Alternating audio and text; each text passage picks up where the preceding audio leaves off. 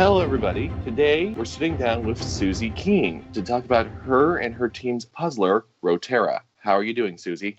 I'm great, thanks. How are you? I'm doing okay. Okay. So, to start, what inspired Roterra? Roterra actually came out of an internal game jam. We were working on a different project, and the game mechanic that one of my employees came up with, we just needed to run with. It was just too interesting not to explore. And as we began to explore it, I think you know that we are basically an ed tech company. All of our past games have been educational, but as we began to explore this mechanic, we realized that this was not an educational game.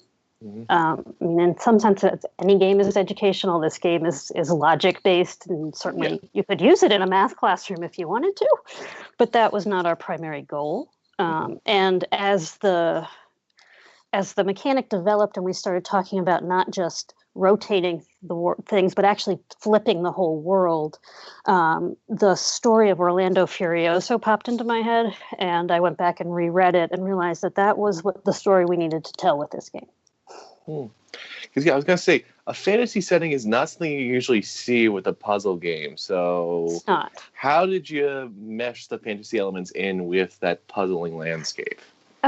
So it just felt like the right thing to do. We're creating a 3D world that needs to work on a mobile device. And so we needed an environment that would work when we flip the world. And the fantasy, and it's sort of that medieval fantasy piece, which goes back to the 16th century poem. It was just a good fit. Are there any references to the poem that players might find along the way? So the entire game is related to the poem. Angelica is our main character, and she is one of the strong characters in Orlando Furioso. And then we've transferred Orlando, instead of being a suitor for her, we've translated him as her brother. So the king is Orlando. And the Orlando Furioso literally translates as the madness of Orlando.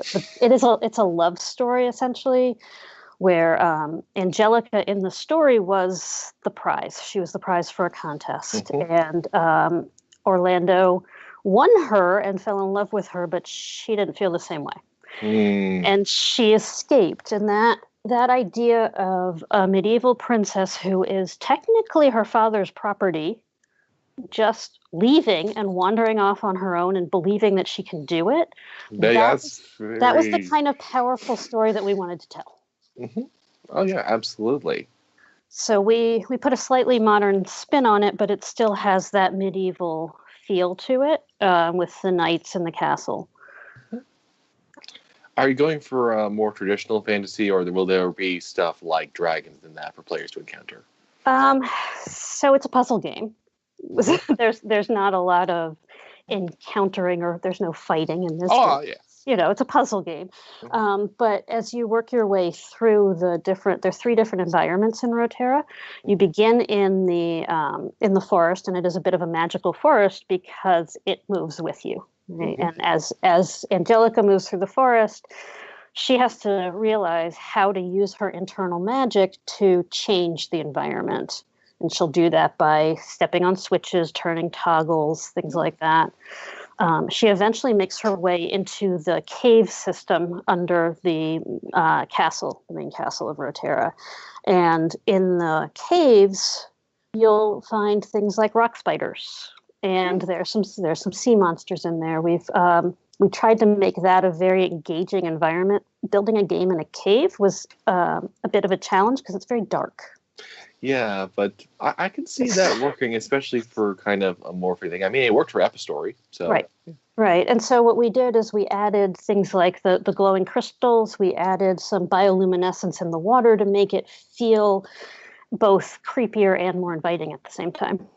Nice. Yeah. And speaking of things to get players engaged, what would you say, because puzzle games, you want to make sure that it's challenging and engaging, but you also want players to pick it up as quickly as possible. So what would you say are some of the best tricks to getting players into your game, to learn your mechanics readily without even necessarily realizing that you're giving them lessons? Yeah. So, believe it or not, even though the puzzles are quite complex, Roterra is really easy to play.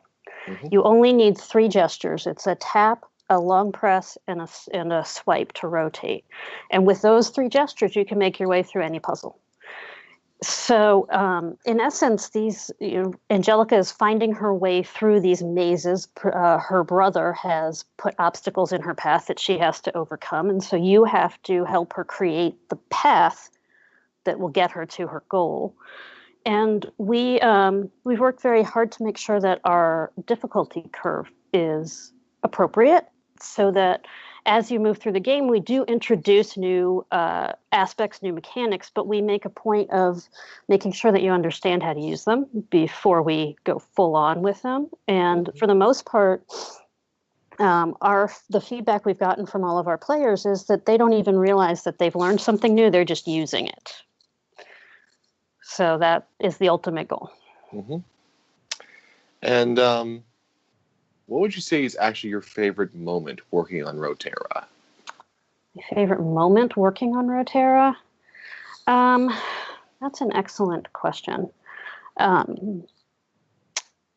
think it really was early on when we realized what we could do with this mechanic, and the entire team really got behind it. This has been very much a team experience. Everybody has participated in this. This is not simply a developer or an artist or a single designer. Everybody had a strong role in this game. And so being able to pull the team together and create something like this has just been amazing. And what would you say it is about mobile that seems to be offering so many avenues to puzzle fans? Because we're seeing a real resurgence there that you used to see in like 90s PC gaming, but now it's just coming in full force on handheld devices. I would imagine it's because you can take it with you anywhere you go. So it's, the ease of accessibility. Most people do have a phone at this point. And it's nice to be able to play a puzzle game on a commute or on an airplane or sitting at grandma's while people are talking around you. And, kids enjoy that. So I think it's partly the accessibility, but it's also that the mobile devices have improved to the point where the game experience is enjoyable. Mm-hmm. Would you say that it's also some of the factor in the rise in edutainment then? Because as you said, your company handles a lot of edutainment titles, and we at Appalicious have actually covered several mobile apps. There was even an educational one for food allergies recently. Mm-hmm. Yes. So you're seeing more and more of the devices in the classroom in general, and teachers have finally realized that the way to get kids' attention is to be in their space, and that's a mobile environment. So we actually, when we create educational games, we do cross-platform because you never know what devices you're going to find in an educational environment, and often Chromebooks are the most accessible for teachers. But the interactivity of the game and the ability to try and fail and learn from that is something that you can't replicate in any other educational environment. Awesome. Also, your game's coming out at a premium price point, which is something that we've seen mobile kind of go back and forth on. There's some that like to advocate free to play. There's some that are like, no, ask for what your game is worth. So what challenges and what advice do you have regarding that? So challenges are that people are going to say, who are you and why is this game worth that price? And we believe that once you start playing it, you'll realize it's worth the price. It's a very engaging game. It's complex and takes a long time to play. So it's not a short experience, and it can be replayed. We even find, we internally have played these levels hundreds of times, and we still forget how they work. So the puzzles are demanding. But what we made a conscious choice to go with a paid app up front rather than in-app purchases or ads, because we want this puzzle to be challenging but relaxing. We've tried to make the music kind of engaging, but it's something that it's in the background. You don't need to think about it. And we didn't want a lot of ads interfering with that environment. Mm-hmm. Yeah, keep a very cohesive experience. Yes. Yeah. And rounding things out, what advice do you have for aspiring mobile developers? Research. You need to do a lot of research and figure out what people really want. And in general, the game ideas that you think are fantastic may not be, so you need to be flexible in your thinking. Roterra didn't start out the way it is. It started out as a simpler game where you could only spin blocks and you could rotate them, but you couldn't necessarily walk over the edge of the world. And when we realized that that was part of what we needed to do, we needed to go back and change our puzzles. Mm-hmm. So there has to be a lot of give and take. It has to be an iterative process. And one person can't create a good game. You need a group. You need a lot of input. All right, awesome. Thank you so much for sitting down with us. And where can people find your work? So Roterra is available on the App Store. It launched last Thursday. And if you search for Roterra, it comes right up. And it is also, you can find a link to the App Store from playroterra.com. Awesome. Thank you so much for sitting down with us, Susie. Thank you.